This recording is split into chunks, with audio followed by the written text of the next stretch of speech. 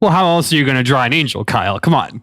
Grow up. Party rockin', as some would say. I made a horrible nightmare. But a fascinating question nonetheless. You guys want to watch Limitless sometime? You guys want to do this? I have an answer, and it's so good and dumb. Time to get math blasted. Zoom is not a gentle lover, and you know that. I also was trying to think of a boat horn joke. What if Zoom just wants to give you soft kisses? My note of Weezer song name puns. I'm good for the slop. I popped in. It's such a weird time. I feel like we've done that already. The time wasn't is, it was when. Let's do this. All right, here we go. Hello and welcome to Debate This, the show where no one is right, but someone is definitely wrong. In this show, we take time out of our busy adult lives to talk about comic books, video games, and how it turns out you can make me a fan of anything if you cram it full of dark mysticism and living weapons. Really, Matt? Sure. Even Epstein Island? God, No! We gotta get through Kyle, an episode without doing come this. on. We can't keep doing on. this. Kyle, you promised. I didn't promise. Oh boy. All right. Turns out it's not anything. No, it's not anything. You can't cram Epstein Island full of dark mysticism and living weapons. I won't like it then. I will not like it on a boat. I will not like it if it floats. Anyway, Good. today we have another flavor text for you. This one at the request of our patron, Turbo Toboggan.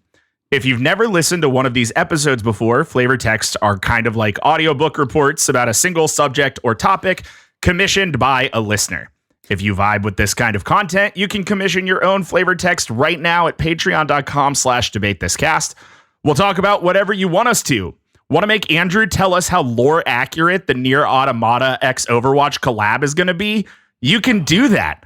Again, you can get all the details at patreon.com/debatethiscast. Okay, we're not going to get into it, but like normally when there's collabs with Nier Automata, it's always in universe, especially when there is an only Japanese Broadway show involved. So Andrew, we said you couldn't do this either. We made some very specific rules before we started recording. Kyle and I did you. promise. I'm sorry. Now, Turbo Toboggan requested a flavor text on a property that none of us had ever heard of. But upon my first Google search of this IP, I discovered that it is firmly in the filing cabinet labeled as my shit. And that is what has led me to spending an entire workday engulfing myself in the comic series called Witchblade. On the other side of today, I can tell you that despite the off-putting covers and art of the 90s issues of this comic, Witchblade is super rad, and I'm very excited to tell you all about it. Joining me today to slay demons and search for antiquity's most powerful artifacts are Todd Death Grips Thomas, Kyle KMFDM Harper, and Andrew 9 Inch Nails Henderson. Yeah. I got nothing, man. Yeah. I'm kind of lost on this one. Yeah. So these are three of the biggest industrial metal acts of the 2000s. And if I had to describe the vibe of Witchblade in one way, I would say industrial metal of the 2000s. I've watched probably 5 hours of Witchblade content today, and it felt like one long Prodigy music video. Have you ever listened to the soundtrack to the first Matrix movie? Just the first Matrix movie. Oh yeah, dude. I think I listened to the soundtrack that's the vibe here, of the first Matrix movie before I watched the first Matrix, if I'm honest. And yes, that is the vibe. Everything Matt has shown us so far has looked like, what if we got Matrix in our Buffy the Vampire Slayer in our X-Files. So yeah. And well, to be fair, that's just Angel, but yes. Yeah. So I know that you guys don't really know anything about Witchblade. We always open up the show by doing the around the horn. What do you guys know? Since I know your answer, instead I'd like to ask, from what I've sent you today, from what you've maybe seen of the notes in the 20 minutes you've had them open, what are your initial impressions of this series? And if you could tell me, just like define what you think the Witchblade is, that would be great. I would really love that. I'll go first because I think I already answered that with you got the Matrix in my Buffy the Vampire Slayer and my X-Files with a smidge of Rob Liefeld in there for good measure. My guess is that's not a good measure. It's a bad measure actually. My guess on what the Witchblade is like it's the Holy Grail, but for stabbing. Hell yeah, brother. I was gonna go. I get a lot of Aeon Flux vibes from this. If that does anything for anyone, yeah. Like late night Toonami, Aeon Flux is what this artwork reminds me of. I will say, when you sent us the trailer, I remember seeing that trailer. I have seen that trailer before, and the Witchblade to me feels like a cursed gauntlet sword that is, much like Kyle said, made for stabbing. And if I'm gonna call a Hail Mary, this feels like I am cursed with this responsibility kind of situation. All right. Kiriko as 2B is a little bit is confusing. I think it makes sense, but it's not my favorite pick. I do really like Wu Yang as 9S. That's I think my favorite. Good. Awesome. Yeah, that's perfect. Thank you for that. You're welcome. For those who know nothing. Time out. Wait, that's firmly We're just moving along. Your slop, and Matt is accepting your slop, and here Kyle and I are just catching strays. I'm sure I took that as Andrew's. I don't have anything new to add to this conversation that Todd or Kyle had said. We all got it. Yeah. Unfortunately. I also want to submit that the Witchblade is actually the friends we made along the way. Oh, it's got to be. Yeah, that's a good one. That's a good one too.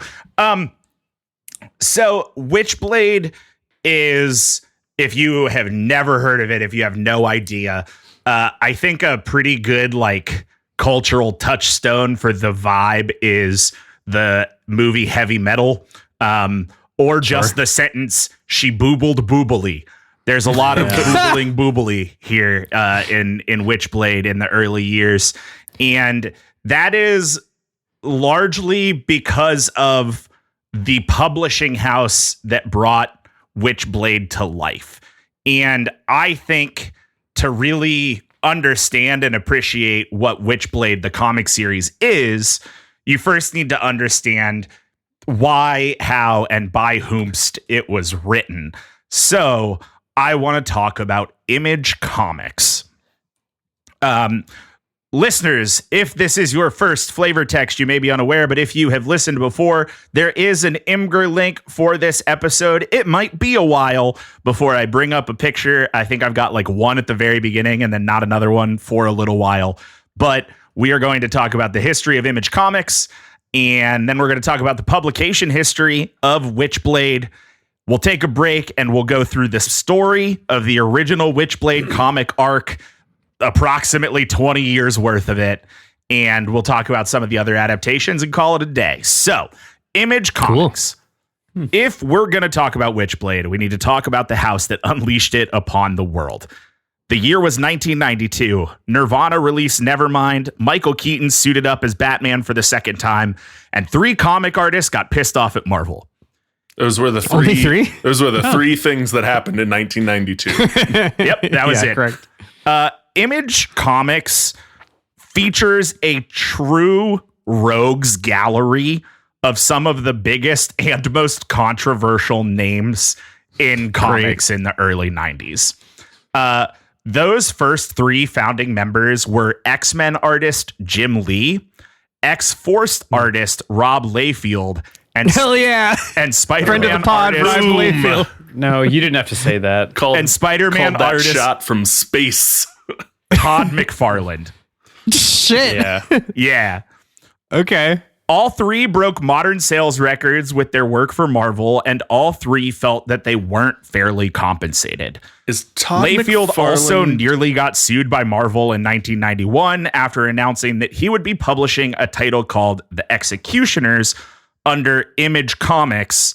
While he was doing X-Force, I think there was he was ripping characters off or something. Sure. I'm not getting too in the weeds of this. Was it spelled with an X or was it EX? No, it's EX. It's EX. But I feel like the X was still like larger font and like center to the thing. Yeah. What a edgy name to come out. The Executioners. Oh, like, yeah. Hot out the gate. This isn't like you've been doing comics for, a couple decades and like, oh, we got to merge a team of badasses and give them Nope. Hot out the gate. Starting team. Executioners. These dudes sharpened the edges with which we all cut ourselves on later in the 90s. Mm-hmm. Yes. Exactly. Is Todd McFarlane the one responsible for like Ben Reilly? That feels like Ben Reilly and Spawn, yeah. Okay. And he didn't he do a lot of the Carnage too? Oh, is that his Spider-Man claim to fame? I think so. I don't know. I didn't go too deep into that. Yeah. I can't be bothered to know that. Those three artists picked up Amazing Spider-Man artist Eric Larson and Guardians of the Galaxy artist Jim Valentino to join the new Image team. And later that year, the team would add Wolverine artist Mark Silvestri and Uncanny X-Men artist Wilsh Portacchio. So, if you're counting at home, that's just like 7 artists from the biggest books at Marvel who are making probably the most money at Marvel at the time, saying, we're going to take our ball and go home. You're not paying us enough. Now, sure, I will not outright state that Marvel was paying them enough, because I'm sure that they weren't. 1, it was the 90s. 2, Marvel has never paid anyone enough for anything. So I'm assuming that some of their gripes were completely legitimate. I also know that like 3 of 7 of these men are whiny babies, are comics' biggest monsters, So like, take it for what you want. Sorry, Todd McFarlane created Venom. Venom. Okay, that makes sense. Yeah. Wow. I knew that he was like a big part of Venom, but I didn't know if he actually created. All right, he might have a leg to stand on the not getting paid enough money. Yeah, that's fair. Yeah, in with 2026 eyes, both of these things can be true. Yeah, they can. Yes, they can be monsters and not at the time haven't been getting paid enough. Correct. Mm-hmm. So, Image Comics was found on 2 specific ideas that differentiated them from Marvel, DC, and other contemporaries. Thing 1, Image would not own any creator's work. The creator would. Image itself would own no IP except the company trademarks, its name, and its logo. Thing 2, no Image partner would interfere, creatively or financially, with any other partner's work. Both of these things will be a problem later. Oh, and by later, I mean in like a couple months. There is no way these things last 12 months. This has 90s zine energy. This is a 90s zine. This is literally this is like 7 of the richest dudes in the comic industry saying we're gonna make a zine and call it Image Comics. That's pretty much it. Also unrelated, do you guys want to start a zine? Always. Yeah, man. I'm down. I'll start a zine tonight. I'm surprised we're not starting a zine right now. Todd McFarlane. I mean, are we that far away? Todd McFarlane bought Mark McGuire's Mark McGuire and Sammy Sosa's record-breaking baseballs. That's just fun information on his Wikipedia page. Yeah. All right. Both is bold. But yeah, he wasn't getting paid enough. Okay. Mm-hmm. So this is not an Image Comics flavor text. I'm not going to go too much farther down the rabbit hole, but I want to get you through the initial wave of Image. So early series included Youngblood, The Savage Dragon, Wildcats, Shadowhawk, and Cyberforce. We actually talked about the Savage Dragon in an episode seasons ago when I talked about the Mask comics. I don't really remember the context. I just know when I saw the picture of Savage Dragon today, I was like, oh, I've seen this before. By 1992, Malibu Publishing, which was the company that was like printing the Image books, held 10% of the North American market share. And most of that was built on the back of their publishing for Image. And in a market dominated by exactly two companies, being Marvel and DC. Clawing 10% back is amazing. Huge. Yeah. Yeah. So in 1993, Image became a fully independent publisher, breaking ties with Malibu, and it made them the first independent publisher to actually like compete with Marvel and DC in comic sales. I mean, that's cool. Yeah. At the height of what the internet told me is Image's first era, in 1993, Image published a whole bunch of stuff, including Larry Stroman's book Tribe, which became the largest selling African-American created comic with more than 1 million copies sold in stores.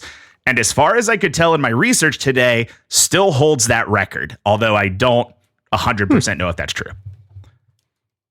After 1993, there was a pretty significant bubble burst in the comics market, and Image, like most publishers, cut way back on what they were printing.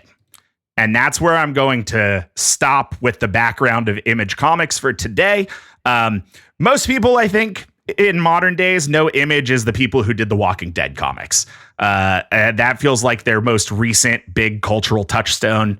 But a lot of these books that, like I've mentioned here, Savage Dragon, Cyberforce, like a lot of that stuff still runs. So I think Spawn is definitely in people's minds too.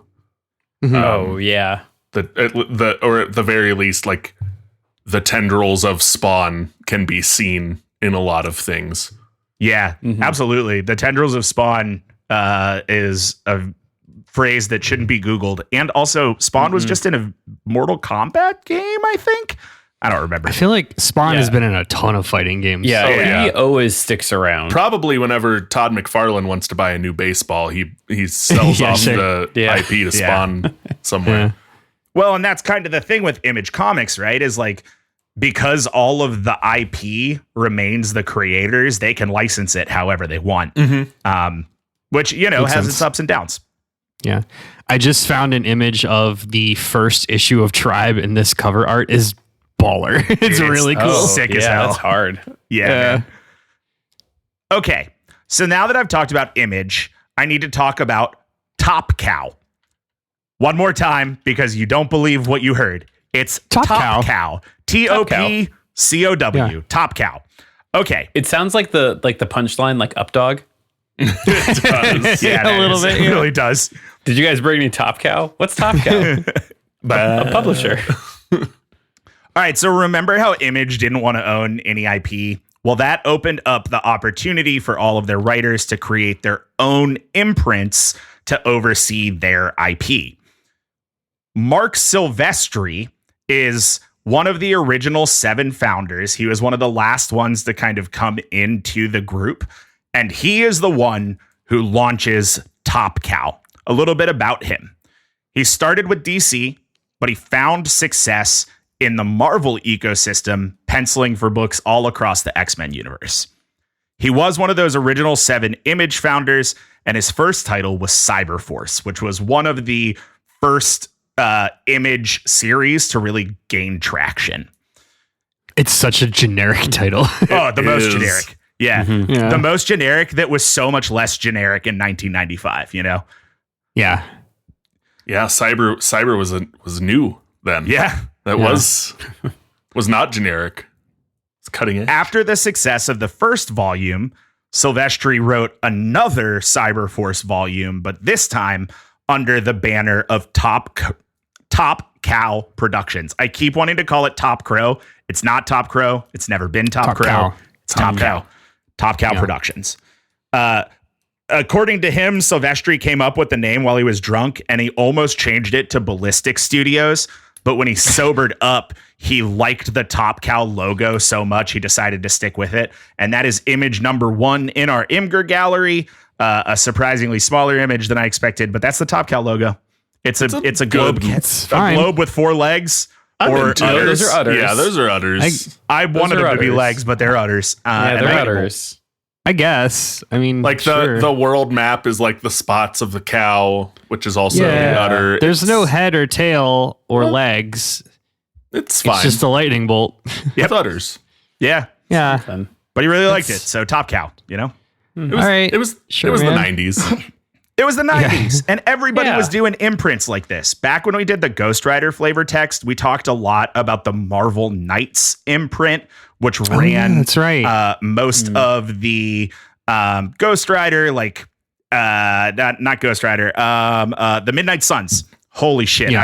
I've been in Witchblade land for You've too been in long. the sauce. Yeah. Matt, yeah. Matt forgets the name of the Midnight Suns. Oh, Holy shit. No, it came back. It doesn't count. I got it. It doesn't count. I got it before the He buzzer. didn't take his hand off the chess piece. Exactly. Yeah. Exactly.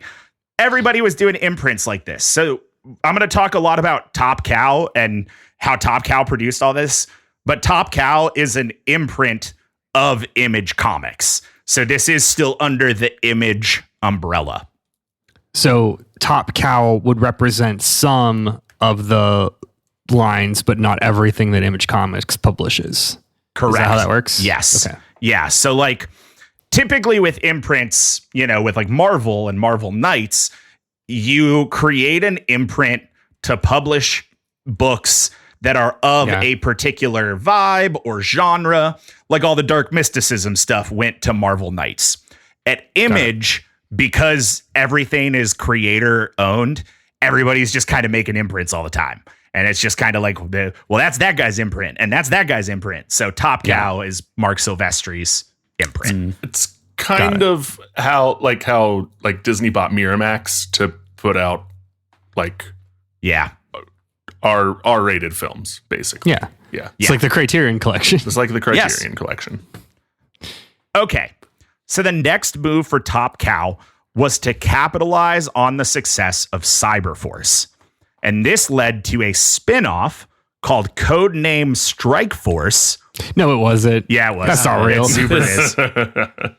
Is there any weird, Matt, is there any weird spelling? No. I'm looking at No, the it's notes. literally just, there's a Y in Strike, Stryke. And that became the third top-selling comic book of 1994. Wow. Okay. Like of all? Yeah. Yeah. Of all of them All in right. 1994. Man, Marvel must have really sucked it. This was after the comic bubble burst. This Yeah. is... People 2 were looking for years something before the death of Superman. Yeah, but famously the era where Marvel was selling IP rights to anybody Right. who would do Yeah. anything with them. Right. Yeah. Okay, the next big hit for Top Cow came in 1995 with the first issue of Witchblade, the comic Hey. of which is image number 2 in the Imgur link. The first issue of Witchblade was written by David Wall, who had worked on Spider-Man for Marvel, and industry newcomers Brian Haberlin and Christina Z, with art by Michael Turner. Yeah, this looks like a comic in the 90s, baby. It sure Hell does. yeah, it does. It is firmly in the women wearing armor is not practical era. Yes. Get ready. It looks for like more what of you that. would see. It looks like a bumper sticker you would see on the back of somebody's truck. Yeah. Yes, absolutely. Or on a blanket in a truck stop. Yeah. Airbrushed on the side of a van. Yeah. Yeah. I was gonna say poster in the back of Spencer's. Yeah. Ooh, that's good too. All those are- Got all those are true. all four There's- multiple choice answers in yeah, place. yeah. There's probably a few more, but we got the big ones. Yeah.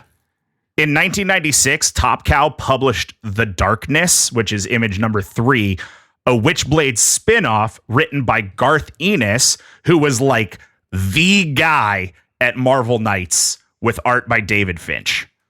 I mean, this this rips. Oh, dude, it fucking rules, man. Just tendrils and spikes and mouths Yeah. and shit. Oh, We've moved The moved beyond pockets, and his costume just has, I don't know, blisters. It's Yeah. something. it's a different kind of Kingdom Hearts, and I don't know how to explain it, but you get it. it's 90s. It's early 90s Kingdom Hearts is all Yeah. it is. It's yeah. yeah. pre Hot Topic Kingdom Hearts. Yeah. So with the darkness, this was a Witchblade spinoff, and the Darkness number 11, which I do not have an image for, would become the top-selling comic book of 1997. Damn. Okay. Also, in 1996, Top Cow briefly parted ways with Image and said, no, we're our own thing, due to disputes with big chest guy Rob Liefeld. But then big chest guy Rob Liefeld was ousted / left Image of his own accord.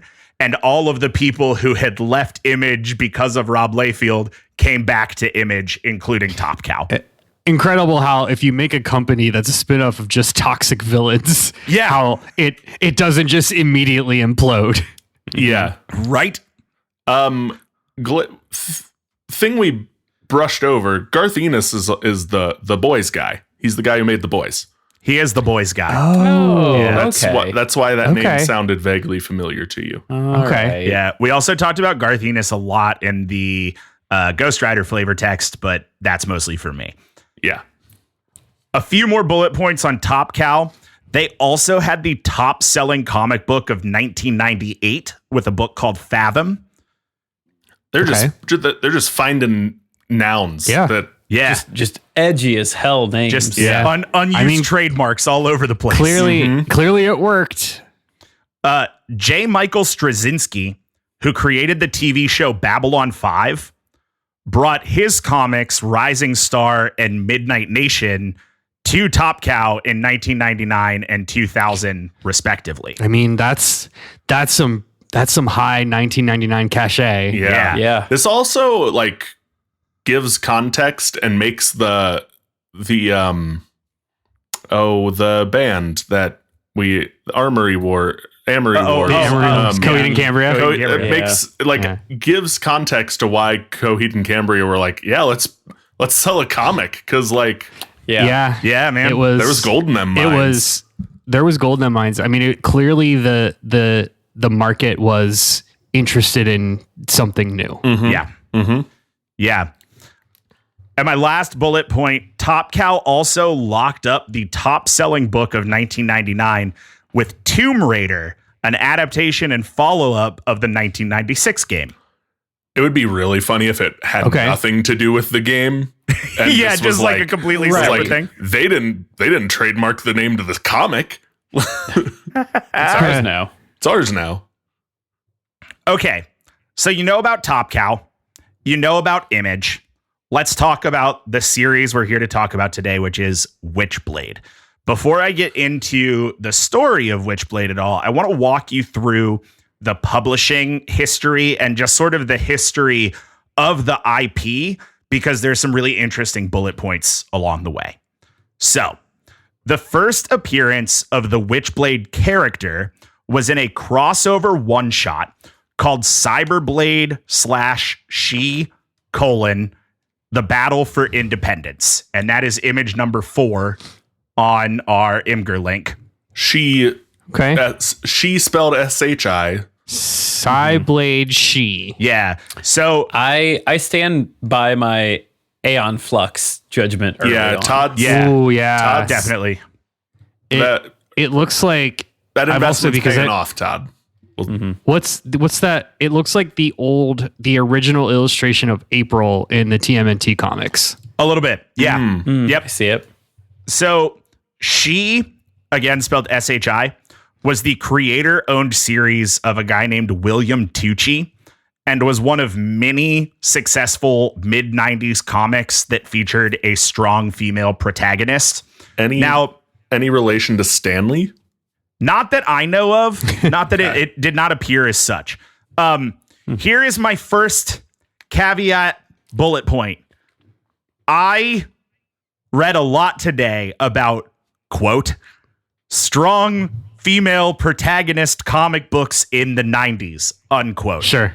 And while that is technically true, with 2026 eyes, you look back on a lot of these things much differently. And quite frankly, I don't think I needed 2026 eyes to look differently on some of this stuff. But there is a lot of, obviously, boobing boobily and budding buttfully.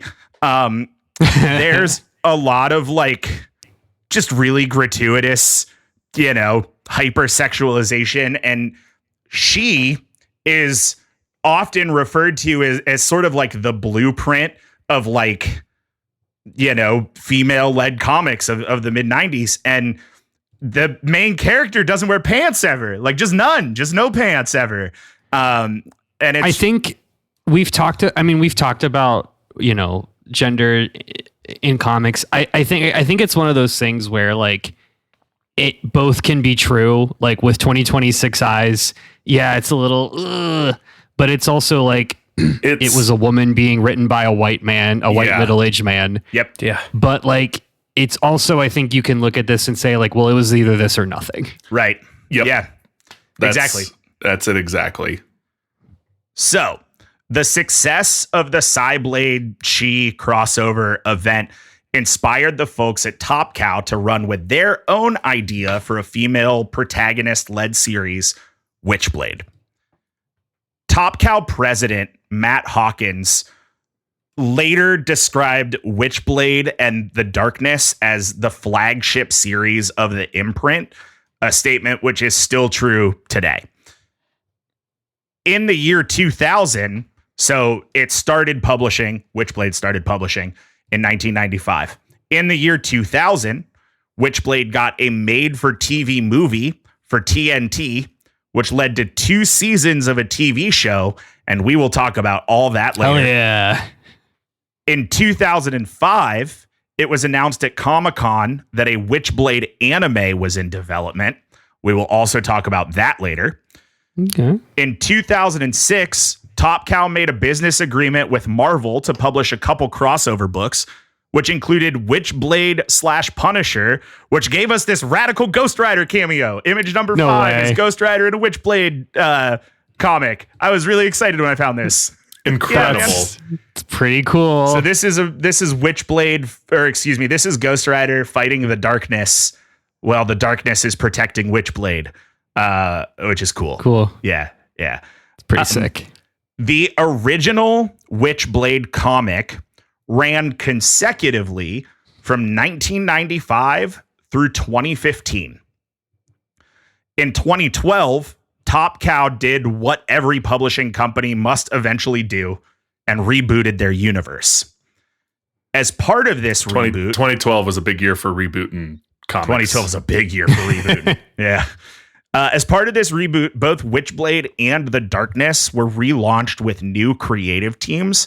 But despite this change-up, the Witchblade series maintained its storyline. That's kind of because the reboot was explained in universe by the death of the current Witchblade wielder's child in the Artifacts event. It's kind of weird, but it's like everything got rebooted and the things that have stayed the same, even though they've got a completely new team working on them, are Witchblade and the Darkness as the flagship series. So that's kind of where the crossover major events Artifacts is a Secret Wars. So a soft reboot in just more like cleaned up some continuity problems, I'm sure. But like, yeah. And some series got hard rebooted in this. Sure. But Witchblade and the Darkness were both pretty soft. Okay. The final issue of the first Witchblade series was number 185. It was released in 2015. The original cover is just the same cover as the first book, but it's got a bunch of alt covers. I included one that comes up a lot. There you go. Oh, It's- boy. Yeah, that's the one. 20. Yeah. Yeah. Yeah, you can't just sell they that. did that. Oh, it's double sized. All right. It It sure is. I understand why this was the top selling comic in 1997 because everyone's uncle had this comic in a trunk in their bedroom. Yeah, dude. Yeah. And like this is another thing as somebody we talked about tattoos and stuff on the show sometimes before, but never really in depth. But like late 90s, early 2000s tattoos, everybody was super into biomech for a little while. And I never really knew why. And looking at comics like this, it's like, oh, I get it. I understand why everybody had a weird obsession with biomech now, because that's what they were covering nipples with in 2002. It was I mean that, and just like the gadget explosion, the tech explosion, the feeling that the Matrix tapped into in general surge in cyberpunk themed sci-fi. Yeah. So, number 185 ended the original Witchblade arc in 2015, but Witchblade was relaunched 2 years later in December of 2017 with Caitlin Kittredge writing and Roberta, I think I might get this, Ingranata, apologize if I mispronounce that, to draw. You may know Kittredge from the Nocturnal City or the Iron Codex novels. I did not. Ingranata also has a super impressive resume, and her art will hit home for anyone who read comics in the late 2010s. This is like, if you were into cover. Yeah, dude, it's so good. If you were into all new, all different Marvel, like all new, all different Ghost Rider, you know, any of that stuff, this is it, man. There's a series of The Runaways that I read during this time that I really, really liked. It's just so good. So good. The 2017 reboot marked, I don't think I said, that's image number 7 in our Imgur link for the people listening at home. In this 2017 reboot marked the first time that Witchblade was both written and drawn by a woman, and it shows, and I mean that positively. Like, it helps a lot. Wow. I don't mean any disrespect to Christina Z, who was the only woman on the writing staff. And as far as I have read today, pretty much the main writer from 95 to the 2012 reboot. I don't want to like knock any of the work that she did. But getting 2 women to produce the female led book does a lot of work. Does a lot of heavy lifting. It also just goes to show how different of a society we were, how much the world changed between 2015 and 2017. Yeah. Yup. Yeah, it sure does. Okay. Wonder why. Wonder what changed. We'll never know. The Kittredge Ingranata arc ran for 3 years and 18 issues, concluding in January of 2020. And like I mentioned earlier, it's got big Robbie Reyes Ghost Rider energy, but seems to be less remembered by fans, mostly because it follows a different protagonist. So we will, after the break, talk about the story of Witchblade. There is one main protagonist through the entire first arc, and this is a different one, and people didn't love that. But the art's amazing, and honestly, I think the story is really good. I think it was just kind of like a flash in the pan. It didn't catch on. Yeah. It was also 2017, not a great time. Famously not a great time for comics. Yeah. Famously not a great time for comics. In 2024, Top Cow once again relaunched Witchblade, this time with writer Marguerite Bennett and artist Giuseppe Cafaro. Bennett wrote the 1602 universe books as part of the 2015 Marvel Secret Wars crossover, and was one of the writers alongside G. Willow Wilson on the A-Force, Marvel's first all-female Avengers team. The 2024 arc reintroduces the classic protagonist with a slightly altered backstory and seems pretty cool. You can read the first issue online for free via Image's website. I will put this link in the show notes. It's really cool. I would recommend checking it out just to like look at the art style, because I wasn't going to cap a bunch of this and put it into our Imgur link, but you can already tell that the art style, the depiction of women, the display of power from the Witchblade is, you know, still true to Sexy Lady and Biomech, but is not nearly as egregious as it was in the 90s. it's I'm kind of flipping through it. This is super dope. They clearly intentionally like kept with the 90s art aesthetic with like the way that the eyes are drawn, with the over index on gratuitous violence, which is an interesting design choice. I think contextually it's cool. If you're reading this and you're not knowing it, you're like, I don't get it. But like in context, it's cool. It's got big like pixel game made in 2015. Yeah, but for like 90s comics, intentionally drawing upon nostalgia. A little bit. The one thing that I do really like about this comic, and you can scroll to the end and check it out if you like, is at the end of the book is a little note from Mark Silvestri, the creator and, the original founder of Top Cow, talking about relaunching Witchblade, how excited he is about the new team they have, where they found this team, like how it kind of came to fruition, and sort of like thanking fans for sticking with Witchblade for nearly 30 years. I guess at this point now more than 30 years, but still rocking the same logo, huh? Yeah, still rocking the exact same logo. Well, he liked it so much, that's why he kept the name, Pretty cool. Yeah. Don't fix what's not broken. That is the publication history of Witchblade. So we're going to take a quick break. And when we get back, we're going to talk about the story of the original Witchblade series from 1995 through 2015, as well as a bunch of the adaptations that have happened since the comic launched. Stay with us. Welcome back. We are talking about Witchblade, my new favorite edgy 90s comic book series. Second only to Ghost Rider, my forever favorite edgy 90s comic book series. Guys, how are we feeling? What do you think of what you've heard so far?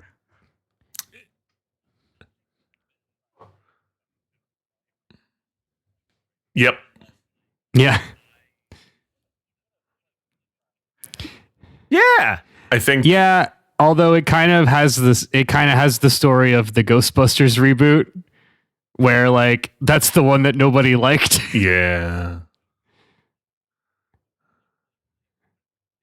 I did nothing to Witchblade. Society did it to Witchblade. Yeah, Andrew is but an observer. Yeah. Yeah. Well, it's time to go through the story of Witchblade. And before we do, I have a disclaimer. As I stated there earlier, have been so many. We're going to talk about Witchblade, but before we do, things. That's my favorite. That's a lot of layers. I'm worried we're never going to talk. I'm worried we're never going to talk about Witchblade. It's you say we're going to end the podcast now, but before we do, we're going to talk about Witchblade. Anyway, Witchblade is a series born out of the edgiest era of comics. When it debuted in 1995, there was exactly one woman on the core staff. And while the story has some feminist tones, it also reeks of sexism. This is a content warning that the following lore includes hypersexualization, sexual assault, child abuse, suicide, and drug abuse. I will give you a warning before we get to the really dark stuff if you want to skip it. But now you know. Okay, let's talk about Witchblade. Witchblade follows our protagonist, Sarah Pizzini, an NYPD homicide detective with a powerful ancient weapon called the Witchblade. That's right, the Witchblade is not a person, it's a thing. And it is a gauntlet, in fact. Good call, Todd. Notably not a blade. So it can be a blade. It does have a blade a lot of the time. It's also sometimes a bracelet, and it is picture number 8 in our Imgur link. This is like the full gauntlet of the Witchblade, but the Witchblade is also the armor and the power and the metal wings and the tendrils and all the stuff. Okay. Sarah's life was changed forever while she was on an undercover case at the Rialto Theater. She was on that case with her partner, Michael Yee, and both of them were mortally wounded. Also there was this guy named Kenneth Irons. We'll talk more about him later. Kenneth Irons, huh? Yeah, Kenneth Irons. He was carrying the Witchblade, trying to discover the secret to unlocking its full power. Okay. While Sarah was bleeding out on the ground, the Witchblade made the choice to include her in the long line of women that he had shared his powers with. Yes, the Witchblade is a dude. The Witchblade is sentient. So the Witchblade is he, him pronouns. The Witchblade is so specifically he, him pronouns. They're so explicit about it. Oh, no. Yeah. The Witchblade bonded with Sarah and healed her wounds, allowing her to survive. The Witchblade did not do the same thing for Michael Yee. He bled out and died. Okay. The first in a long line of Sarah's partners that will not do so great. Matt, I'm sorry if I'm reading ahead. Is because it's 1995, I have to ask, is the reason the Witchblade doesn't save this other guy is because like it would be gay to save a man or something? No, it's not. That's not super far off, but that's not it. That's definitely not it. I hate how right you are. Okay. So what is the Witchblade and where does it come from? Boy, am I glad you asked. Long ago, before God created the universe. Yes. Hell yeah. Capital G, the Christian God. Before God created the universe. Yes. There was only chaotic darkness. In the Top Crow universe, the chaotic darkness is an entity known as the Darkness. We already saw a picture of him. It was image number 3 or whatever. I wanna know like a percentage. How many Image comics are in there? The origin starts before Christian God created the universe, before Abrahamic God created the universe, and because I bet it's over half. So the Top Cow universe is a Wikipedia page that I spent a minimal amount of time on today, but is heavily rooted in Christianity, but it's not like, it's very much not a, we're trying to put Christian undertones in our books. It's kind of like Constantine, where it's like, well, we just needed a playground, and the Bible is our playground. Yeah, they're using it for the royalty-free aspects, not for the for the religious aspects. Yeah, it's what was available. It's the starter pack for background lore, actually. Yeah. Okay, so God created the universe, the chaotic darkness. It's an entity known as the darkness. When God created the universe, so too rose a primal force of light called the Angelus. That's image number 9. Sick. Yeah, man. A chesty angel. A chesty angel, indeed. Well, how else are you going to draw an angel, Kyle? Come on. Grow up. Well, now... Accurate angels around here, Kyle? Hold on. Yeah. It's important, guys. It's important that the Angelus is a sexy lady because as light and dark are wont to do, they waged eternal war until one day, for reasons that are not completely clear to anyone, they decided to call a truce. This truce was sealed by a ruckus mating session, and then Angelus gave birth to the Witchblade. Okay. Good. Yes. Great. Good. Yes. Matt, important question. Hit me. Is ruckus mating session an editorial comment, or is that straight from the plot summary? No, that's editorial. That's from me. I believe either. Honestly, same. I read so many plot summaries that use different verbs to describe them consummating the truce. Mating. I really like ruckus mating session. Yeah, ruckus mating session is my favorite Chuck Tingle novel. So just to review, the Witchblade, the magic gauntlet that uses he/him pronouns, is the son of the Angelus and the Darkness, the primal forces of light and dark. Yeah, entities of light and dark. Yes, and the angel, the busty angel, birthed a metal gauntlet. Yep. That is sentient. Sounds uncomfortable. Yeah. Yeah. Checks out, guys. I don't know. Exactly. Yeah. If you don't get it, grow up. So the Witchblade was created by the balance of two opposing forces. And because the Witchblade is male, it requires a female host. Oh. Yeah. So that's Sure. why it couldn't Balance. save that Michael Yee guy. Not because it was gay, but because he was a dude. And it's just not into dudes. You know, it's not gay. He's just not into dudes. Okay. Okay. The Witchblade is one of the 13 artifacts of power in the Top Cow universe, which are said to control the fate of the world, and if combined, can end the universe. And if I know anything about the 90s, there's detailed power scaling notes on these all over the internet. Yeah. There was absolutely a GeoCities site about this very thing. Yep. The Witchblade has had many bearers throughout its history and was found in Greece by Kenneth Irons, who cannot utilize it fully because he is a man. Sure. The Witchblade chooses its wielder, and those who wield it and are deemed unworthy lose their arm. The Witchblade eats their hand. It just rips their arm straight off. Okay. All right. Yeah. Sure. It's brutal. While not in full gauntlet mode, the Witchblade is usually a jeweled bracelet, but can shapeshift into whatever sexy, revealing armor the situation deems necessary. But it can only shapeshift into sexy armor, not normal armor. Just to be clear. Not practical protective armor. Sexy, No. sexy witch armor. Oops, all boob windows. Yes. Anyway, back to Sarah. She realizes pretty quickly that she can't fully control the Witchblade, but she decides that she can do more good with it than without it, so she continues to struggle for control and to beat back the Witchblade's violent nature. So it's a Blue Beetle situation. It is that what Blue Beetle is? 100% a Blue Yeah. Beetle situation.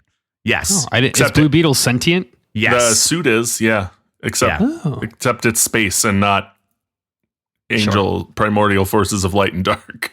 Yeah.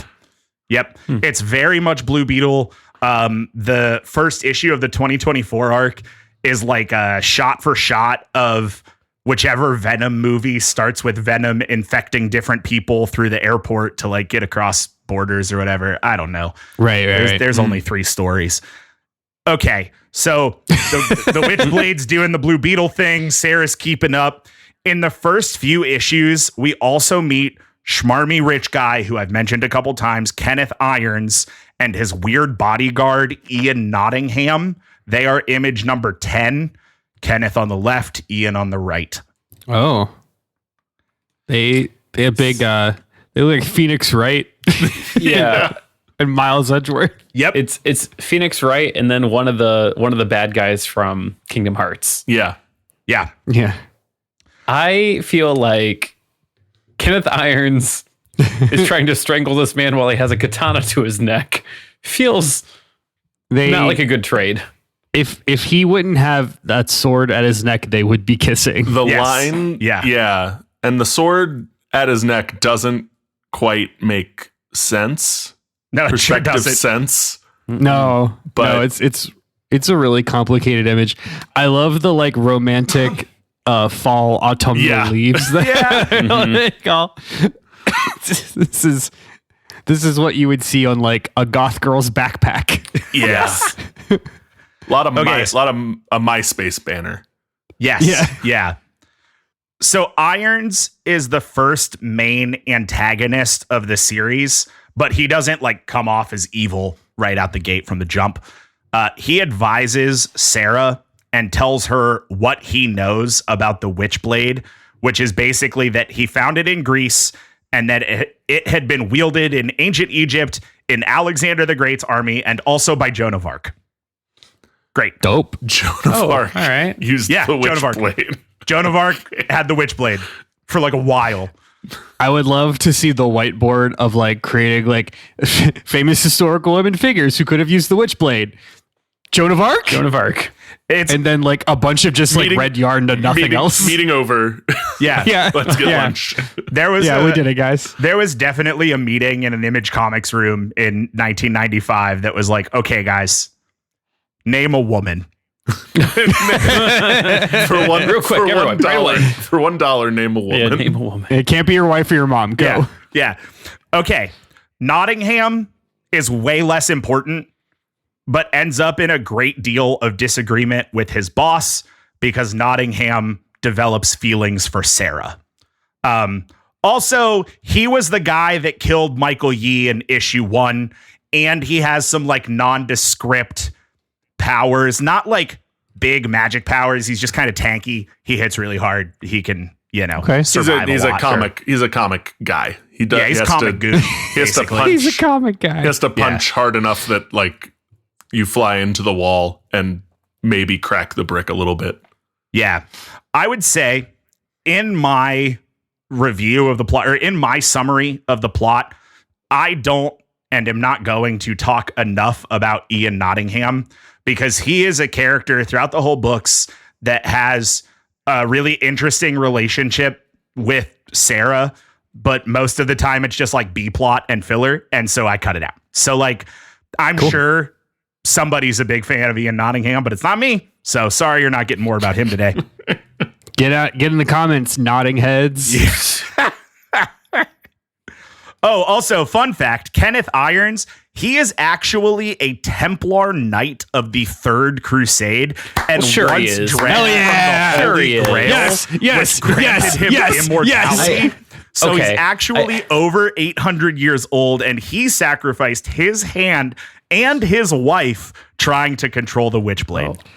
Hi, real quick. I'd like Yeah. to jump in here. Hi, it's me, Andrew Henderson. Yeah, I'd man. like all of you guys to know and listeners to know my love language is being a Templar Knight of the Third Crusade and drinking from the Holy Grail, which grants you immortality. So I can't tell you how much that makes sense for the energy this comic brings. Like this, a called shot that I couldn't have made, but I agree with fully is this man is a descendant of the Temple. He is a Templar Knight. Yeah, He's been I'm in. around. As we all learned, Let's fucking go. As we all learned when Assassin's Creed came out, the Templars are a perfect subject for like ancient villains because they were real and they we existed, know, but like we nobody knows what they did. We know almost nothing about them, so you can map whatever you want on them that you want. You got it. Okay. Now you've met Nottingham and Irons. They will continue to be important. So, Sarah, she's doing stuff around New York and also dealing with the weird powers bestowed to her by the Witchblade. The Witchblade grants its wielder, call it whatever you want, true sight. You can see the nature of things. You work at the Men in Black like Will Smith. Like you see the demons and stuff that not everybody else sees. You put the They Live glasses on. You put the They Live glasses on. Yeah, man. Whichever one you want. And it's not all like stuff that isn't there. She also gets some clairvoyance and some like, she gets weird visions spurred by the Witchblade sometimes. It's whatever you want it to be. Whatever you want it to be. She's also still an NYPD cop at this point. And eventually, after some crazy cop fights and the Witchblade taking over Sarah's mind to murder a bunch of mobsters, Ian Nottingham takes control of the darkness, that other ancient entity. Now, I'm going to tell you why that matters, because it doesn't very much, but I'm going to tell you why you need to know for right now. Thing one, you need to know that sometimes the Witchblade takes over Sarah and she goes crazy and just kills everybody in the room. That is not the best for an NYPD homicide detective. It's challenging, to say the least. Thing two, this is kind of the introduction that like, oh, the entity of the darkness is also here. Ian Nottingham is not the most important avatar of the darkness. That's why we're not really talking about him very much. But this is just kind of an introduction of like, oh, the darkness. That's a primordial entity that's in the orbit of the Witchblade. Is the darkness the big bad? Like no. the Witchblade is trying to fight off the darkness. The darkness is another comic. The darkness is another comic.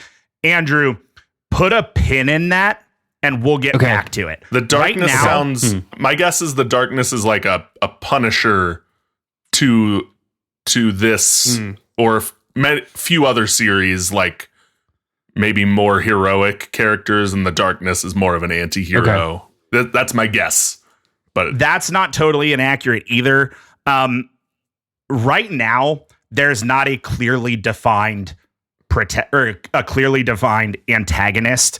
It eventually becomes Kenneth Irons, but the real conflict at the beginning of the story is just Sarah trying to figure out, what is this Witchblade thing? Why is it bonded with her? What is going on in her life? Yeah. So right now, there's not like a super clearly defined antagonist other than some of the random monsters of the week we've blown up. I would love to know when this plot line came out in relation to the spin-off of Buffy the Vampire Slayer Angel, because that is what this is. Oh yeah, dude. This was like early 1996 was when this was published, like this part of the lore. So, Angel is 2000. Oh, yeah. Okay. So, also in this like mafia mowdown that Sarah pulls off, we also meet Jackie Estacado, who is a mafia hitman. He's going to become an avatar of the darkness and is the guy that is the darkness comic book character. Okay. So got it.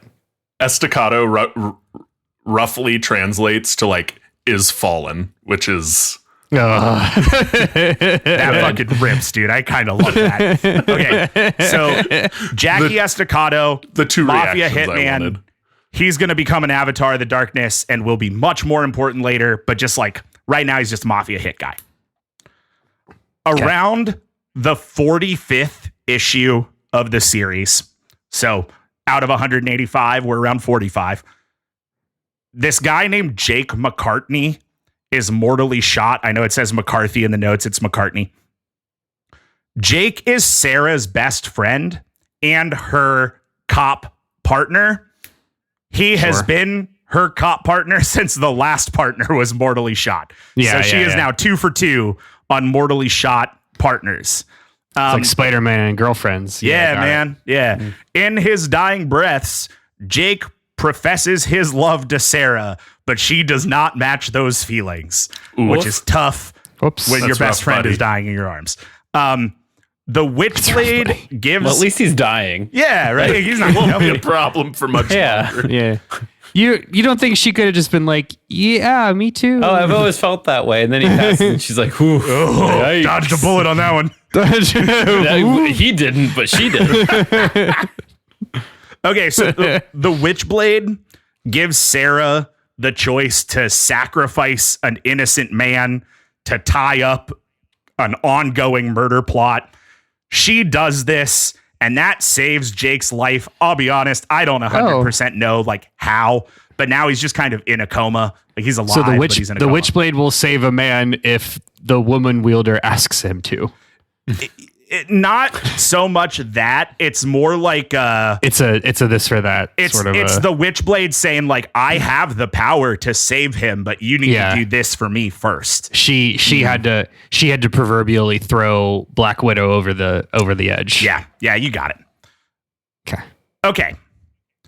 So Jake dies, is saved. He's in a coma. He survives the coma. And later, Jake's body will be possessed by a godlike demon who tries to kill Sarah. She drives the demon out, but Jake commits suicide to prevent the demon from ever re-entering his body. Good. That was someone was like, this is too close to a Christ allegory. How can we do a complete 180? And boy, did they. Yep. It's the monkey's, it's the classic monkey's paw. Like, you bargained to keep somebody alive, but like, it's obviously not what you wanted. Yeah. Yeah. So that's the end of Jake's story. That doesn't happen for a while, but that's where that thread goes. Meanwhile, while Jake is in the coma, Sarah continues to do cop stuff and Witchblade stuff while trying to discover the secrets behind her newfound powers and also being unwittingly manipulated by Irons. And this is where it starts to shift a little bit from like Irons is an informant to maybe Irons is the bad guy pulling all the strings behind everything that's going on. There's a Laura Croft crossover in here. Laura Croft and Witchblade, I think, fight. I don't really know. There's also a Wolverine crossover that happens in here. Oh, sure. That means that Witchblade is 2 steps from Magic the Gathering. Yes. Yep. And I would take this over Teenage Mutant Ninja Turtles. I'd buy a pre-release box of Witchblade in a heartbeat. Well, you bought a pre-release box of TMNT too, so that doesn't. Kyle. Get his ass. Kyle, we talked about this.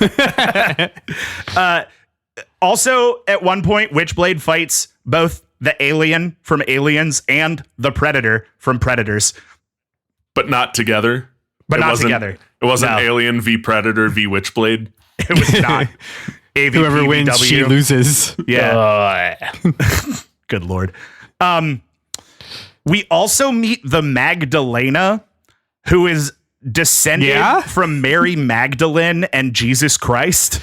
The Magdalena is an assassin born and bred to serve the Vatican in times of duress. Her and Sarah are buddies, and they go clubbing. Like, they go to raves. I'm starting to think that whatever the hell his name is, who wrote the Da Vinci Code, just was like, what if I do Witchblade, but it's a Tom Hanks as a detective instead. I thought you were going to say, I'm starting to think that these writers don't take themselves very seriously. No, and the problem is they take themselves far too seriously. That's the real issue here. I think we need comes back around.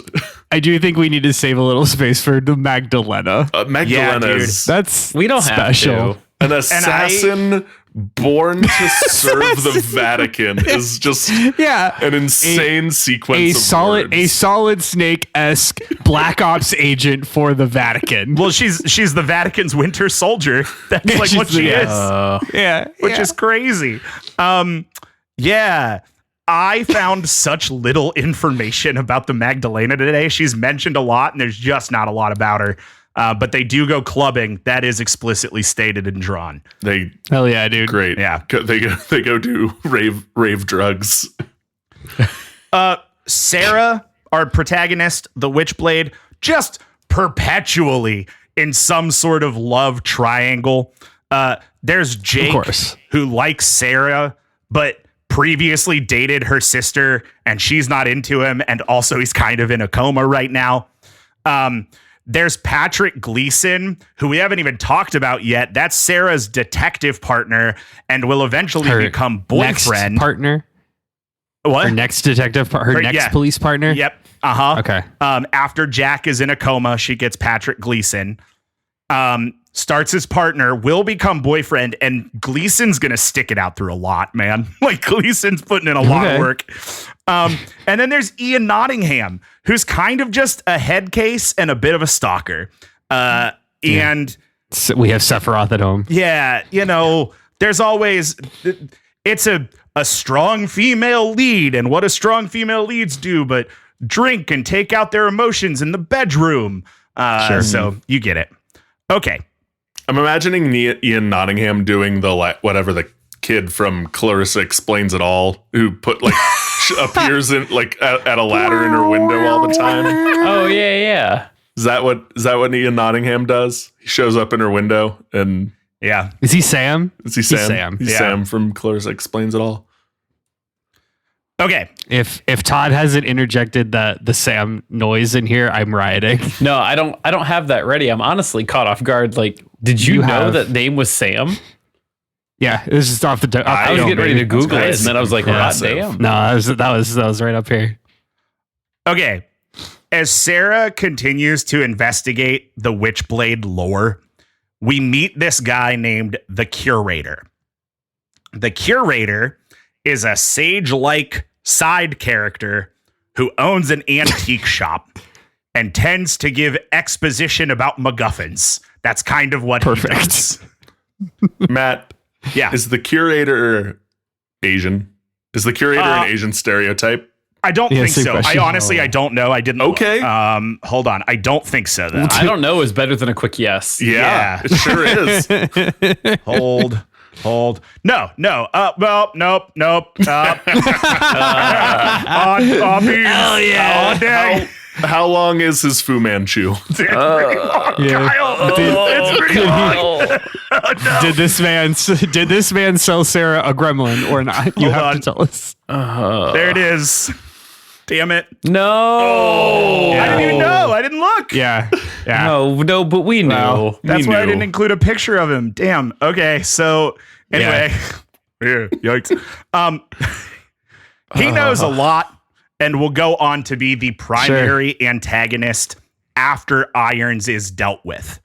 We don't find this out for a while, but turns out the curator is also, quote, the survivor, the mysterious mastermind behind Sarah's recent life events.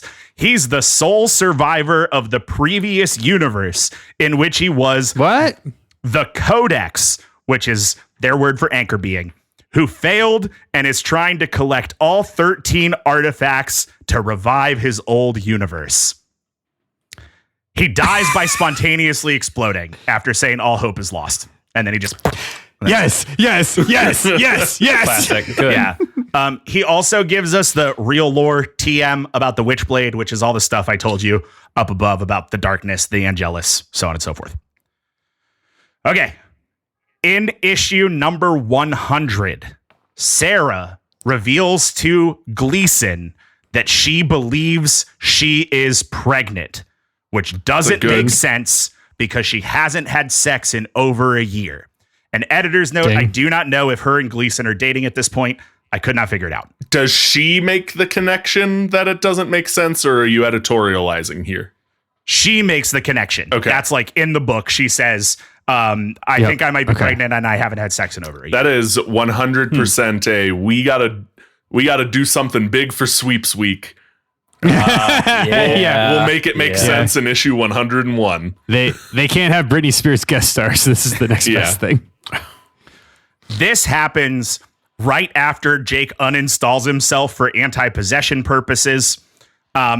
After Jake's funeral, that was how Jake TikTok ended. songs. Yeah, he got possessed by a demon, yes. and then he popped himself in the head. Yeah, You get it. Okay. After Jake's funeral, Sarah connects with the curator, who already knows she's pregnant, and that's weird. And everybody kind of knows that's weird, but nobody has anything to say about it right now. She also bumps into just a random lady named Danielle Baptiste. And when that happens, the Witchblade like kind of goes haywire. It's like Flubber when the music is too loud. It just kind of goes ballistic. Okay. Soon after this, Sarah and Gleason determined that it would be dangerous to her unborn child for Sarah to continue to wield the Witchblade. With this conclusion, they go to the curator, who calls in random street lady Danielle Baptiste, who we've spent a comic getting to know and is a dancer from somewhere who moved to New York to try and make it. It's not super relevant. Sure she is. Yeah. The curator tells Sarah and Danielle to shake hands. Then the Witchblade transfers its power to Danielle. She gets to booble boobly in image number 11 in our Imgur link. Okay. Yep, it's a blonde one. That's all. Yeah. Yeah. I mean, sure. Is she the protagonist in the like 2017 reboot? She is not. New person entirely there. Okay. New person entirely there. Yeah. Okay.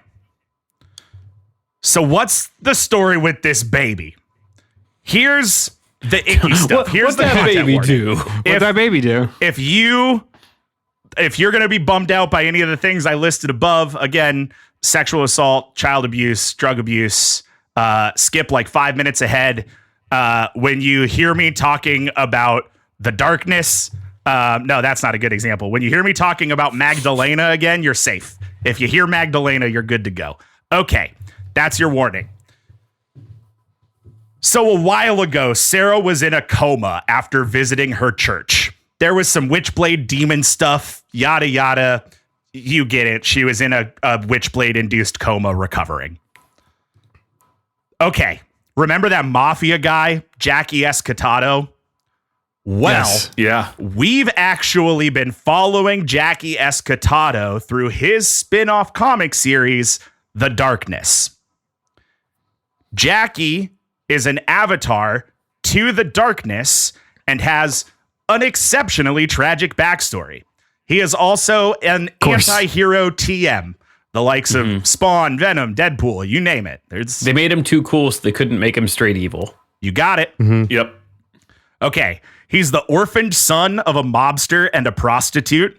Ding. He grows up in my an God. orphanage where he is frequently abused by the orderlies. Ding. Jackie is adopted at 6 by up-and-coming mob boss. This is his name in the book. Oh, I read it before you said it. Jesus, man, I'm not ready. Frankie, kill the children too, Franchetti. God, does that go on your jersey? Is Yeah, that what just that across is? the back? It's on his trading Ladies card, and gentlemen, we mission accomplished. You know what? We You got know what? him. No, real quick. Just thrilled that none of us got this nickname at the beginning of the show. Too. Yep. Yeah, 100%. you're right. You're welcome. Frankie, kill the children too, Franchetti claims Who was to Kill the be- Children 1? No, it's 2 TOO. Yeah, that's pretty good. Oh, yeah. okay. It was Anakin Skywalker, Order 66. Ooh, good. Franchetti claims to be Jackie's uncle. That's not true. Frankie is actually influenced to adopt this boy by a shadowy group called the Brotherhood of Darkness. We've got Hell a, yeah. a Court of Owls Yep. organization. We going sure on do have a here. Court of Owls. The Brotherhood of Darkness tells Frankie Franchetti that he will grow in mobster power if he adopts this 6-year-old boy. So he does. Jackie grows up in the mob and gets super violent. He also loses his virginity to a female cop who is interrogating him when he's 14 and develops a sex addiction. Yikes. That feels like that's not relevant or necessary to the character development of this character. But the entire all the men in the writers' room high-fived when they came up with that. Yeah, that's Yep. exactly what that is. Yep. He becomes a hitman and an enforcer for the mob, all while being watched over by the Brotherhood of Darkness and the Angelus. Is the Brotherhood of Darkness the cabal of the darkness, or is this a different? Nope, Okay. you got it. Yeah. So Okay. the Brotherhood of Darkness is a shadowy cabal trying to pave the way for the darkness to come back to its full power. The darkness as an entity is like passed through a line, kinda, even though Ian Nottingham has it for a minute, not relevant. Everybody knows that Jackie Escatato is going to be the darkness, Sure. but it's like becoming a mermaid. You got to wait till a certain birthday. So because of that, Frankie Franchetti also knows this. Like he's in no, on Frankie the darkness Franchetti stuff. does not know this. Okay. Frankie Franchetti just thinks the cabal of the darkness Yeah. knows this. Gotcha. a cabal came to Frankie and said, "This kid's going to be real good at killing. You should get him." And he did. And he is. So the Angelus. It is just biblical analogies at this point. Like, Yeah. The Angelus, the entity of light, also is like watching over Jackie to make sure that he comes to full power as the darkness so that she can kill him at full power as the darkness. Because But- that matters. Because it matters. Even though it super doesn't matter a bunch of other times. In this book, I think I say it again later. In this book, and sort of in Witchblade, the Angelus, the light side, are the bad guys. The darkness. Oh, it's like fuck. Dogma? What's Bayonetta? It's like Bayonetta. Oh, It is like Bayonetta. it is like Yes. Bayonetta. Okay. Yep. Yeah, this whole thing is big Bayonetta energy. Big Bayonetta energy. Yeah, right down to the boobling boobly. Right, yeah. The thing is, like, the darkness and the Angelus are both bad. The darkness is kind of like, I want to take over this world and rule it. the Angelus is like, I want to purge this world of everything. I want to destroy everything. Yeah. So, it's like a lesser of two evils, I suppose. Sure. When Jackie turns 21, he manifests the power of the darkness and tries to escape the mob. In response, Frankie kills Jackie's childhood sweetheart. And with that on the stack, Jackie blows up a warehouse full of Franchettis, killing Frankie and burning himself alive. I know Jackie burns himself alive by blowing up the warehouse. Okay. Yeah. Okay. I know that's supposed to have a lot more cachet, but blowing up a warehouse full of Franchettis sounds like a very whimsical pasta. Yeah. I wrote warehouse full of Franchettis and I was like, that's something. I don't know what, but it's something. But it surely is. Yeah. Okay. So after burning himself alive, Jackie wanders around hell for 2 days until he meets a former priest with an artifact called the Rapture. I do not know what that is. And the priest helps him escape from hell by giving him hope. That will be important later. Okay. Capital H hope, I assume? Not yet. No, right now it's just lowercase hope. Yet. Last bullet point. The darkness reconstructs Jackie's body and his transformation into this super cool guy that is image number 12 is complete. Tell me that's not the super coolest guy you've ever seen. Yeah, it's very cool. Yeah. Fucking sick. It's sick as hell. He looks like it's like a cross between the Winter Soldier and Raiden from Metal Gear Solid 2. Yeah, dude. Yeah, I was going to say Kane from Legacy of Kane also plays. Oh yeah, Kane Kane's good. Yep, it's all there. Or like more like Raziel. The guy with I'm pulling my hand down like he does with his cloak that has no mouth. Yeah, man. We all played the PS1 demo. So anyway, after all that backstory, and while Sarah is in a coma, the darkness grows tired of the truce between dark and light, and the darkness mind controls Jackie to have sex with Sarah while she is unconscious in that coma. Ick. Firstly, that's rape. Gross. That's straight up rape. That's what that is, and I will not call it otherwise. Second, that makes Sarah's unborn child the child of the darkness and the Witchblade. The Witchblade is already a child of the darkness and the Angelus, so this sets up kind of a my dad is also my grandfather paradox. Yeah. Ick. Third, the darkness hopes this child will disrupt the balance between dark and light, allowing it to win the war, effectively thinking if I can create a new being that is from one neutral being and one dark being, it will be more dark than neutral, and that's power on the dark side of the scale. That's pretty much the logic behind this. It's definitely like eye color logic. Like, genetically, like this is the dominant trait, so it has to go that way. The Angelus, who, again, from our perspective is kind of the bad guy, also wants this baby so that she can win the war. So, while Sarah is pregnant and she does not know how or from whomst, the Angelus attacks Sarah.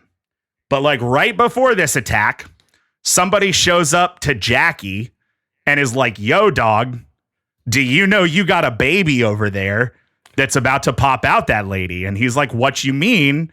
And they're like, the darkness. This is all dialogue ripped straight out of the book. Yeah. I'm transported. They're like instantly transported. The darkness believes in a thing called love. Yeah. Took you across state lines to put a baby in the Witchblade. So Jackie goes to help defend Sarah and his unborn child he found out about today. Do you guys remember in Angel when Angel had a baby with Charisma Carpenter and then that baby was sent to hell and then came back as the guy from Mad Men and then they fought demons together side by side? Which guy from Mad Men? Good question. That's your hang up, Kyle? Yeah. That's what didn't get you there? Yeah. The guy that was married to Allison Brie. Okay. So, To answer the question, no, Andrew. Sure don't. Well, I do. And this is the same storyline. Please and thank you. You can keep going. the Angelus attacks again, or excuse me, the Angelus and her army are fought off by Jackie, the Darkness, and Danielle, the Witchblade, who are able to get Sarah to a safe house. Remember, this is after Sarah has relinquished the power of the Witchblade to Danielle. Okay. Okay. The Angelus attacks again, and this time defeats Jackie, Danny, and the Magdalena, who is just also there. Sick. But they buy enough time for Sarah to give birth. Sarah gives birth to her child and names the child Hope with a capital H. Perfect. But unfortunately is killed by the Angelus. Oh, Now, Perfect. Who is Danny- Sarah or Hope? The child. Sarah I is assume. killed by No. the Angelus. No. Oh, you Sarah can't is kill Hope. Yeah, Sarah that is metaphor killed. is too apt. Yeah. Incredible point, Todd. Danny gives part of the Witchblade back to Sarah, and it brings her back to life. And now they both have half the Witchblade, and both of them are together in image number 13, which may be fan art. I don't know. I couldn't Okay. tell. It looks like a great cover. It's got the Top Cow logo on it, so it could be Yeah. legit. My uncle definitely had this poster at one point. Yeah, everyone's single uncle had this in Yeah. his house. I love that they're both Keyblade warriors now. That's Yeah. great. Yeah. Okay. So now they both have part of the Witchblade, but like they're both pretty much down and out. Don't worry. The baby drives off the Angelus and her army, and everyone goes back to living their lives. I do not know how. I did not find the comic panel. I know. Matt, I know how. The baby has magical Gohan powers, obviously. Yeah. Come on. Harry Potter had That- come out at this point. Like That Yeah, and we've they- all done this before. They had scheduled to start a new arc in the next month and hadn't Yeah. thought of how to wrap this up in the last 5 pages. So it was Baby Ex Machina. Yep. Yep. Okay. To continue Sarah's romantic troubles, she's developed significant romantic feelings for Jackie, Sure. the father of her child. Also, Not Gleason, her boyfriend, is just happy to act as an adoptive father to Hope. I'm telling you, Gleason puts up with so much in this series. Is Gleason, sorry, I don't remember this if you already talked to it. Is Gleason just a normal ass man? Just a normal ass man. Just a cop. Good Just for a him. fucking guy, dude. Yeah. Good for him. Yeah. Just a fucking guy. So, because the Witchblade is the balance of light and dark, and Sarah and Danny each There have it is. half of it, I one of them I has the knew we were light getting side here. and one of them has the dark side. Yep. Snaps. Yeah, Snaps. we get Everybody it. snaps. This leads to a big conflict between Sarah and Danny, and Sarah, who has the dark side, is being a real asshole to everyone around her. She's got her Venom suit. She's got a black suit. Yep. Yep. Sarah is manipulated by some old enemy of the curator to take all the power back from Danny, which will likely kill her.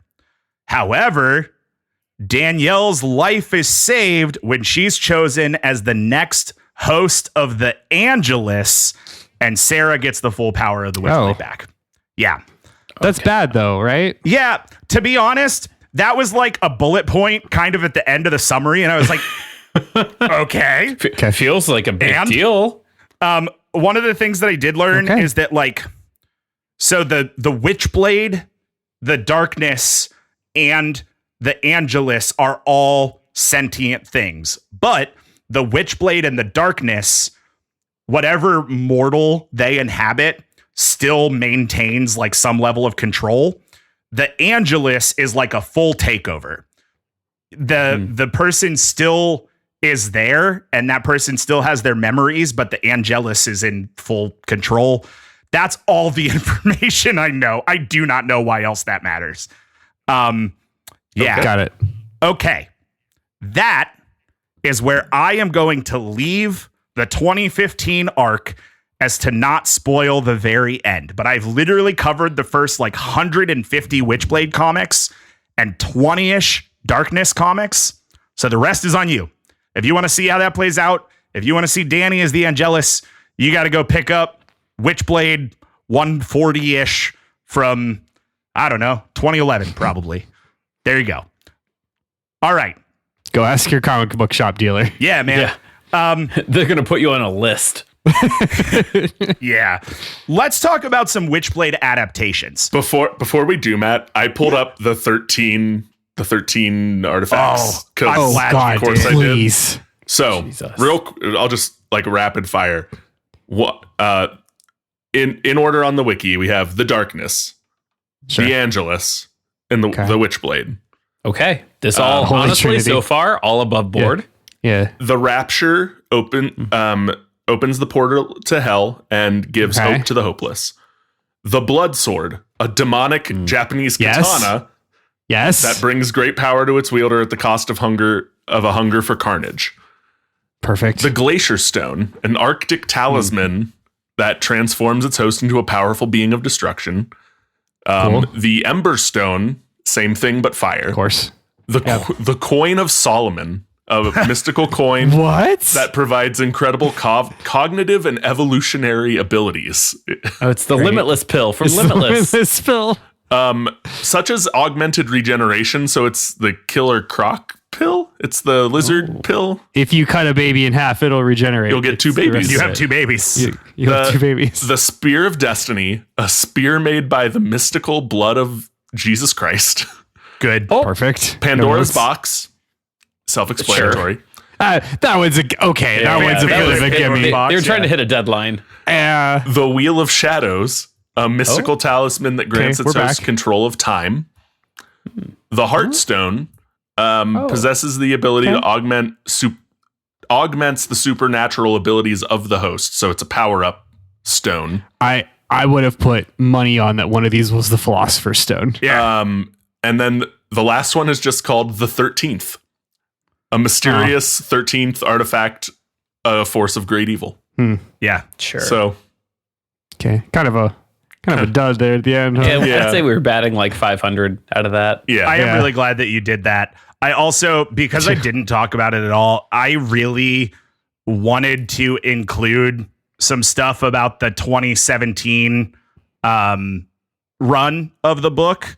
Also, I'm getting like a Windows 10 update right now. Remind me later, please. No. Remind me later. I don't want that. I don't need that. Yeah, I wanted to put some stuff in there about the 2017 run, and it's just, there's not a lot of it online. And I did not have the time or ability to go pick up a bunch and like try and get through it. So I will say the other protagonist is a journalist named Alex Underwood. Again, no pictures included. You can Google Alex Underwood Witchblade and get that on your own time. But that's as much as I'll say about the 2017 run. Let's talk about some adaptations. So I mentioned earlier that there is a made-for-TV movie and a TV series. In 1998, TNT optioned a 2-hour live-action Witchblade film to act as the pilot for an hour-long series led by Oliver Stone, the guy who wrote Scarface. That's not what I thought you were going to say. I also was not expecting Oliver Stone to make an appearance. Oliver Stone, Oliver Stone, like JFK, Oliver Stone. So Oliver Stone left the project before filming began in 2000 and was replaced. Pulled Edgar Wright. Yeah. Was replaced by Dan Halstead, who produced Garden State, and I don't know what else. Different vibe. Yeah, a little bit. Yeah. The movie and subsequent show loosely follow the story told by the comics, but the sexy armor is less sexy and more medieval. That's image number 14, image number 14 is a picture of the complete series and Yancey Butler as Sarah Penzini. And she just kind of wears like knight armor when she's all suited up. There's a lot of medieval knight armor. Probably for the best. Reception for the movie was really good, and it crushed in ratings from late August through October when TNT announced an 11-episode order. They need something to show between the NBA finals, I guess. Yep. Witchblade was the debut film for WB WB Television's Tuesday Night Movies in 2001 and drew 5.2 million viewers, matching the previous seasons of Buffy and Angel. Sure. Both the movie and the series follow Yancey Butler as Sarah Pizzini and David Chikachi as Jake McCartney. Other fun IMDb finds include Malin Ackerman, who played the modern Silk Spectre in Watchmen, and I think is in a decom that we talked about, and Will Yun Lee, who is the current voice of Kung Lao in the Mortal Kombat games. Those are two different actors. I think he's also like the quote unquote like mean doctor and the good doctor. He's like the bad guy or the bad guy's son, maybe in the Wolverine, the Hugh Jackman Goes to Japan movie. Yeah. I never saw that. I don't think it exists. It's I fine. feel like you would like that one more than the others, if I'm honest. It's got a couple bright spots. It's fine. It's fine. Okay. It's the better Silver than the Samurai's other a mech Wolverine suit, movie. but other than that, it's not bad. Well, they're I'll sucking watch his it. bone juice out. That's how they're killing I got Wolverine. I got a couple flights coming up. I'll watch it on the plane. There it is. So I watched today the entire movie and the first 5 episodes of this show. Oh shit! Sick. And guys, it fucking bangs. It's so good. All right. So here's what I have to tell you. Thing one, Hell yeah, dude. all available for free on the Internet Archive. It's all up there. You just got to pull it up. Wow. Google Witchblade streaming comes right up. I'll include a link in the show notes.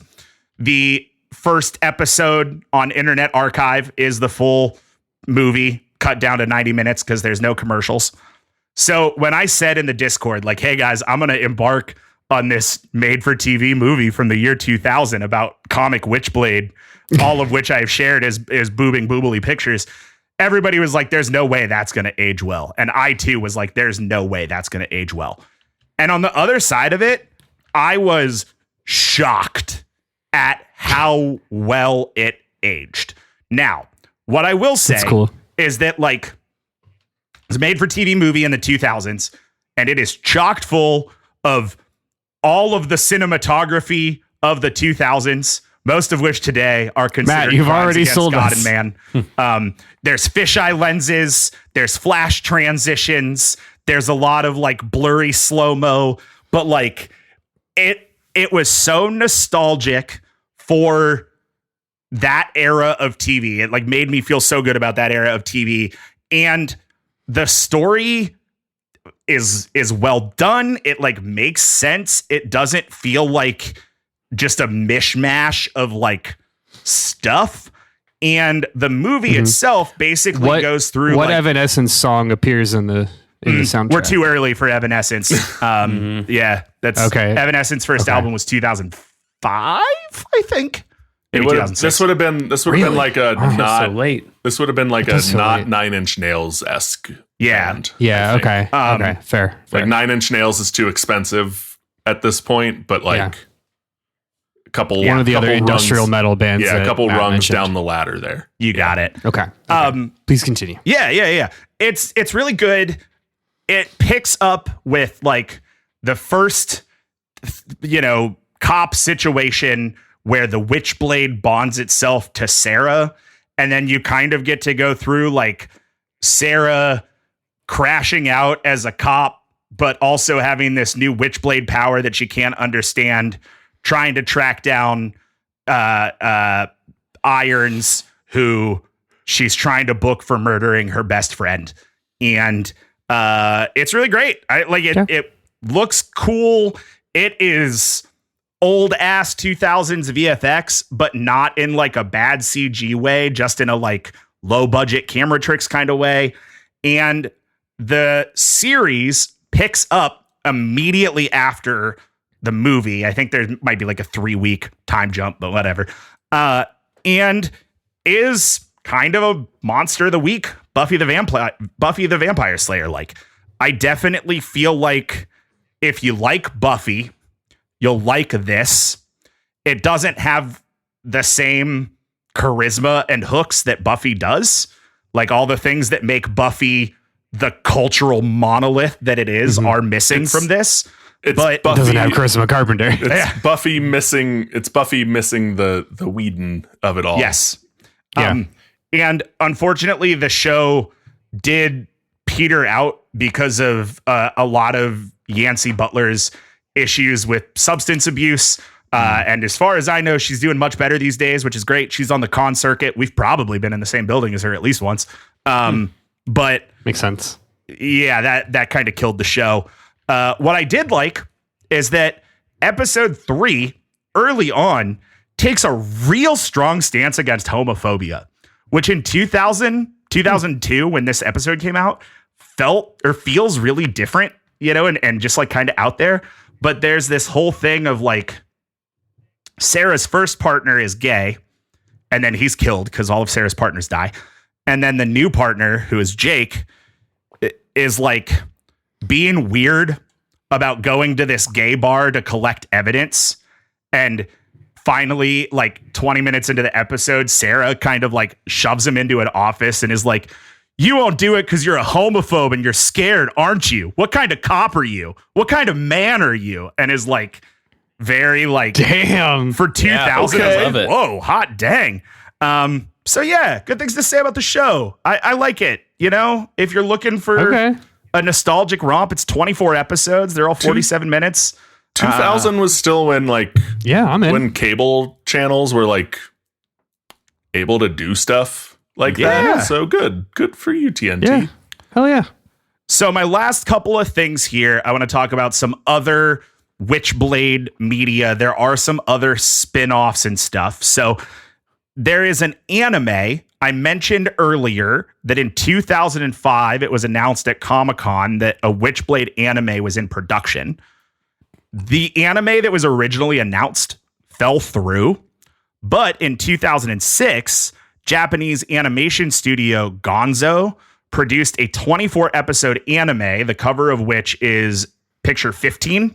It's something. Yep. That looks Back like to this. Yep. That looks like a Witchblade anime. Yep. Which, real quick, if you don't scroll down very fast, you're led to believe that boob might be a shoulder. Yes. And it's not. Yeah, It is no, it's not. not. That's not how bodies should work. Well, none At of all. this is how bodies should work. that's true. It's an That's fair. interesting Funimation logo there in the bottom corner of that. Sure is, DVD Kyle. cover. Good eye. Yeah, it sure is. Outside of that, there was a manga published in 2004. Manga publisher Kodansha formed a partnership with Top Cow, and Witchblade Takeru was released in the same continuity as the anime and the comic book, but following new characters and a new plot. That's image number 16. It follows Takeru Ibaraki, an average Japanese high school girl raised in a Buddhist convent who experiences recurring nightmares about the Witchblade and eventually becomes its newest bearer. And then there's a follow-up Japanese novel called Witchblade Ao no Shoujo, which is image number 17. It follows Yuri Mizano, the wielder of the Witchblade, between Takeru from the manga and Masane from the anime. There some things real quick. We didn't need the tentacles on this one. Nah, No, but you got them. Didn't need the tentacles on this one. And the one before it, the Takeru Witchblade, kind of them to show us what I would call the front part of the butt. We get to see butt cheeks, but from the front in this one, which is You're right. a real artistic choice. Yeah, that's a front butt. that is a Right. front butt. Yeah. Oh boy. You don't Wow. usually see butt cheeks from the front angle. That's not how that works at all. Okay, last bullet point here. The Witchblade reboot. The 2024 reboot is still going strong with its most recent volume released on February 18th, 2026. I do not know anything about it outside of the first issue that you can read for free online, which is linked to the show notes. But it looks rad. Image number 18 is the cover of the most recent Witchblade book. It looks super sick. It looks a little bit more Bayonetta, and it feels to me I was like going to say Bayonetta. this This is very cool, but I do have a little bit umbrage of it because this is just Bayonetta. This is just Bayonetta. Yeah. But it feels a little bit less hypersexualized. Not none hypersexualized, but less hypersexualized. Different. Yeah. Different. Yeah. Yeah. Yeah. Less than the others. Yeah. And that's it. That's all I've got about Witchblade. That's been my day. How are you guys? What do you guys think of this? Tell me your feelings on Witchblade. I think I'm in. Yeah, like it's not like a revolutionary story. The person gets stuck with a somewhat cursed weapon and, you know, something, a journey they have to undertake. Honestly, I think the biggest negative thing other than the extensive boobling would be some of the beats were like, oh yeah, I see that coming. Like, oh, the blade splits into two, a light and a dark blade. Yeah. And we have dark and light blade bearers. Like, okay, yeah, like it's these are Power Ranger storylines. And It's like Matt said, there are 3 storylines. There are only 3 storylines. Yeah. Like I can't complain about this in any way that like I can't also complain that one couldn't also complain about like the things I do like. So sure. Yeah. Like there's a world where I picked this up and read it. Yeah. Yeah, man, I've been jonesing for an edgy 2000s era basic cable drama, supernatural drama. Yeah. I have been. right before we started the recording. Yeah, I'm in. Hell yeah, man. I would say if there's anybody out there who wants to start Witchblade, I would say grab one of the 2024 books, read the first one online, see if you're into it. It'll tell you everything you need to know. If you're really curious about the TV show or the movie, it's available on Internet Archive. Watch the movie. I think it's pretty good. As somebody who was 1/4 of a 3-year-long podcast about made-for-TV movies on the Disney Channel, I would put Witchblade above most of those DCOMs. So, you know, that's not nothing. Doesn't end with the cast singing This land is your land. Does it have anything in there about horse law? No horse law. A lot of law, no horse law, though. Some zoning law. There's an interesting conversation about zoning law. Anyway, that's all I know about Witchblade. That's where I'd start. And with that, I say thank you for listening to Debate This. You can follow along with the arguments on Instagram, YouTube, and Patreon at Debate This Cast, or on our website at debatethiscast.com. If you would like to commission your own flavor text, you can do so right now at patreon.com/debatethiscast. For the low price of $60 one time, we will talk about whatever you want. Maybe it's the darkness. Maybe it's the darkness, the band. Maybe it's a third example of the darkness that I didn't have. The darkness imprisoning me. All I see. Absolute horrors. Yeah, man. I love it. Anyway, until next time, I'm Matt Cole. I'm Todd. You know, Booble. You Booble. He, she, me, Booble. Boobling. Boobology, the study of Booble. It's first grade, SpongeBob. Thomas. I'm Kyle. What's the frequency? Kenneth Irons Harper. And I'm Andrew. I believe in a biomech suit that was created by a Rocket's Media Session of Light and Dark. Henderson. And we're saying thanks for debating with us. And if you think we're wrong, you can come fight us behind the swing sets, nerds.